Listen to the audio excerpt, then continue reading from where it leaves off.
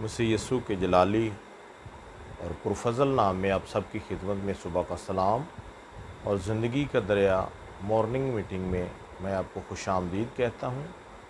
آج کا جو ہمارا عنوان ہے وہ دل کے بارے میں ہے کہ بائبل مقدس میں دل کے بارے میں کیا لکھا ہے، کیونکہ خدا نے انسان کو دو آنکھیں دی ہیں۔ اگر اس کی ایک آنکھ خراب ہو جائے کسی وجہ سے تو اس کی دوسری آنکھ جو ہے وہ دوسرے اس کام کو سر انجام دیتی ہے، وہ دیکھنے کے کام کو سر انجام دیتی ہے۔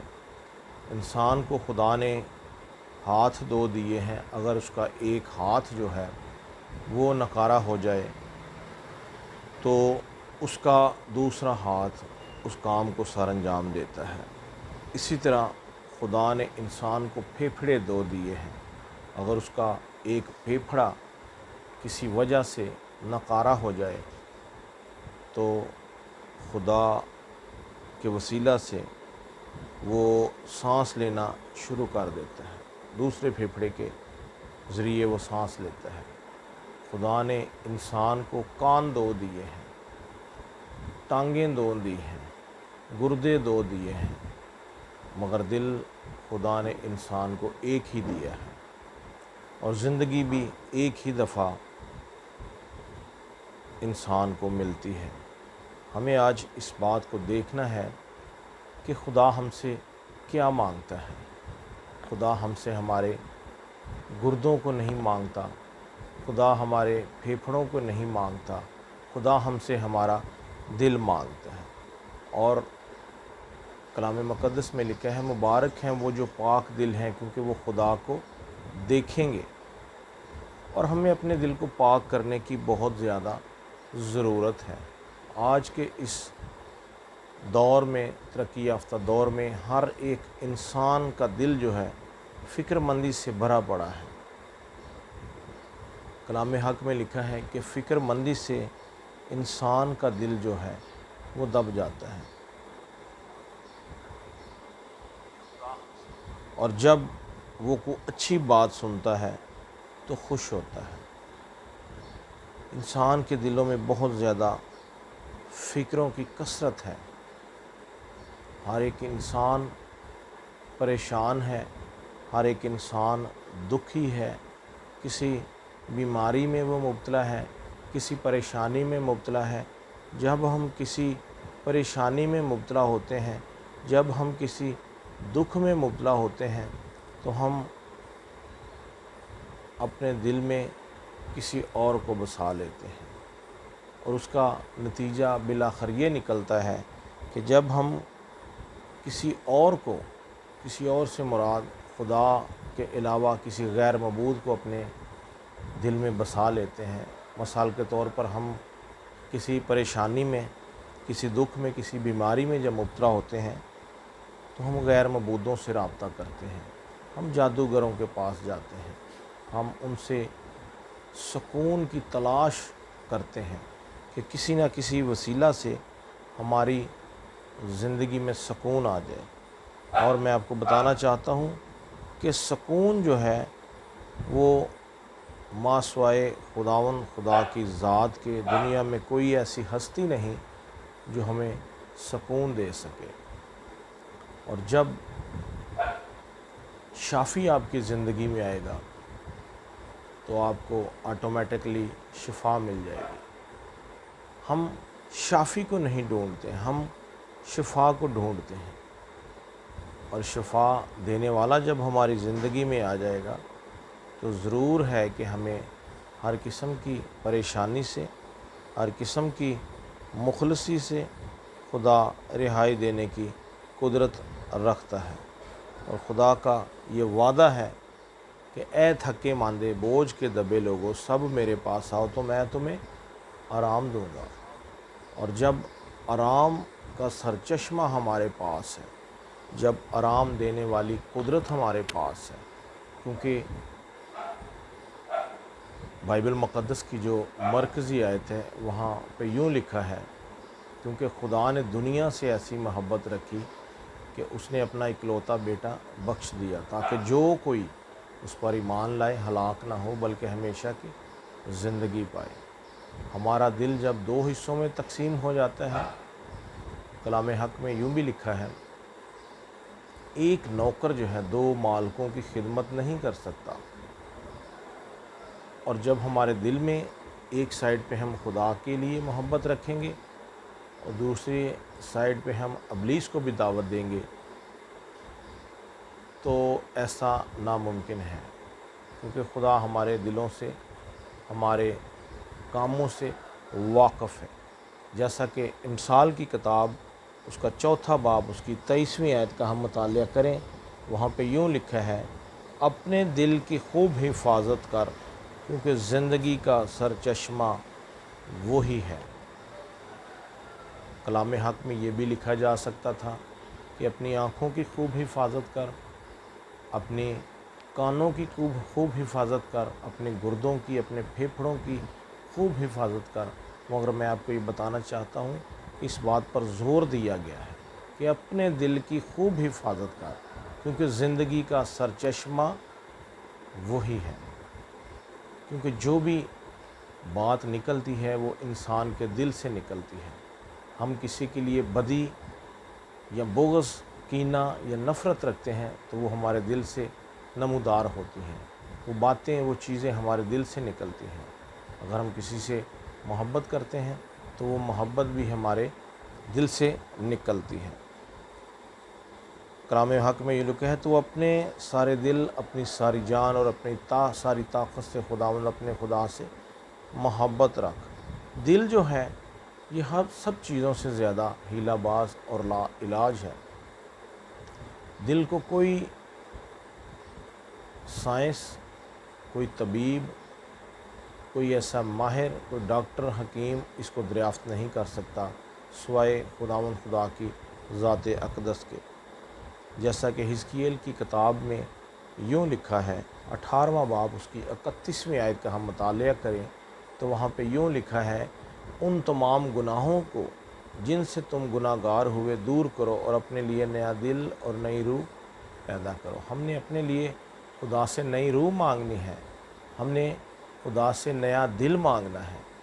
اگر ہمارے اندر نیا دل ہوگا تو اس دل میں خدا کے لیے ہمارے لیے محبت ہوگی۔ اگر ہم خدا سے محبت کریں گے تو خدا بھی ہم سے محبت کرے گا۔ جب ہم خدا سے محبت نہیں کریں گے، خدا کو وقت نہیں دیں گے، خدا کو ہم موقع نہیں دیں گے کہ ہماری زندگیوں کو وہ تبدیل کریں، تو ضرور ہے کہ ہم جہنم کے مستحق ہوں گے۔ اور جب ہم خدا سے دور ہو جائیں گے تو خدا ہماری کسی بھی خوشی کو قبول نہیں کرتا۔ خدا نہ ہمارے ہدیے کو قبول کرتا ہے، نہ ہمارے 10ویں حصے کو قبول کرتا ہے، نہ ہماری شکر گزاری کو ہی قبول کرتا ہے۔ کیونکہ کلام حق میں ہم نے پڑھا ہے کہ اپنے دل کی خوب حفاظت کر، کیونکہ زندگی کا سرچشمہ وہی ہے۔ اگر ہم اپنے دل کی آج حفاظت کرنا شروع ہو جائیں گے تو ضرور ہے کہ ہم ابلیس کے چنگل سے نکل جائیں گے۔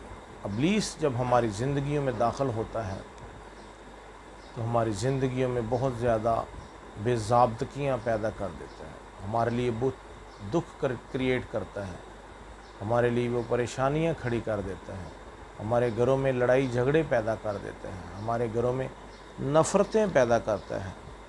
کلام حق میں یوں لکھا ہے، مبارک ہیں وہ جو پاک دل ہیں کیونکہ وہ خدا کو دیکھیں گے۔ کیونکہ خدا پاک ہے، اس کی ذات پاک ہے۔ خدا کی آنکھ جو ہے وہ بدی کو دیکھ نہیں سکتی۔ میں آپ کو یہ بتانا چاہتا ہوں کہ اگر ہماری آنکھ جو ہے وہ بدی کی مرتکب ہوگی تو کلام حق میں یوں لکھا ہے کہ اگر تیری آنکھ تجھے ضرر پہنچائے، تیری اپنی آنکھ کو نکال دے اور ایک آنکھ سے کانا ہو کے اپنی زندگی میں داخل ہو جائے۔ اگر تیرا ہاتھ جو ہے وہ تجھے نقصان پہنچاتا ہے، تجھے غلط کاموں کی طرف مائل کرتا ہے، تجھے چوری چکاری کی طرف وہ مائل کرتا ہے، تو اپنے اس ہاتھ کو اپنے جسم کے اپنے اعضاء سے الگ کر دے، تو آج کوئی بھی ایسا شخص نہیں جو ایسا کرنے کی اپنے اندر قوت مدافعت پیدا کر سکے، قوت پیدا کر سکے کہ میری آنکھ اگر مجھے بدی کی طرف دیکھنے پر متوجہ کرتی ہے تو اپنی اس آنکھ کو میں اپنے جسم سے نکال دوں۔ اور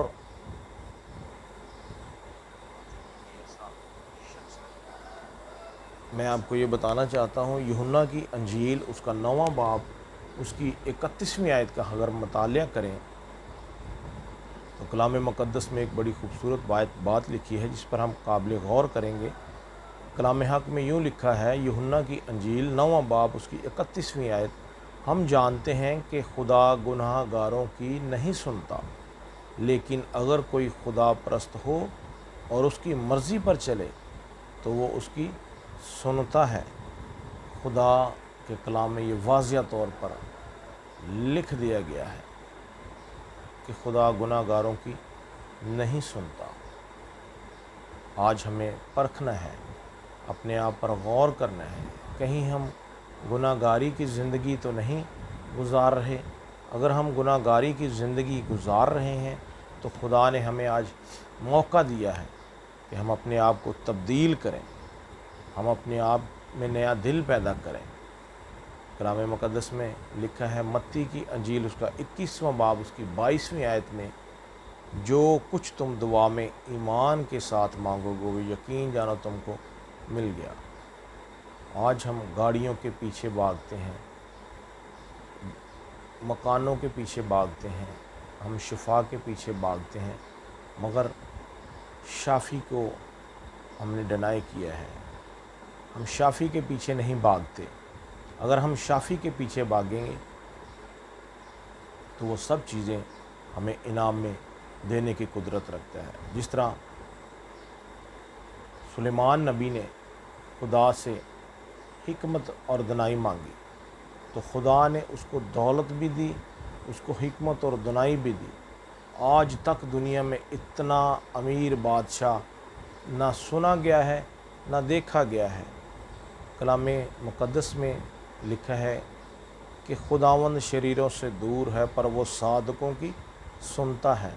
صادق ہم اسی صورت میں بنیں گے جب ہم خدا پرست ہوں گے، خدا کے حکموں پر عمل کریں گے، خدا کے ساتھ رہیں گے، خدا کی تابع داری کریں گے، ان تمام حکموں کو جو کلام حق میں لکھے ہیں اس پر عمل کریں گے۔ خدا کے کلام میں لکھا ہے کہ تو چوری نہ کرنا۔ ہمیں اگر چوری کرتے ہیں تو ہم خدا کے حکم کو ٹالتے ہیں۔ خدا کے حکم میں یہ لکھا ہے کہ کسی کے خلاف جھوٹی گواہی نہ دینا۔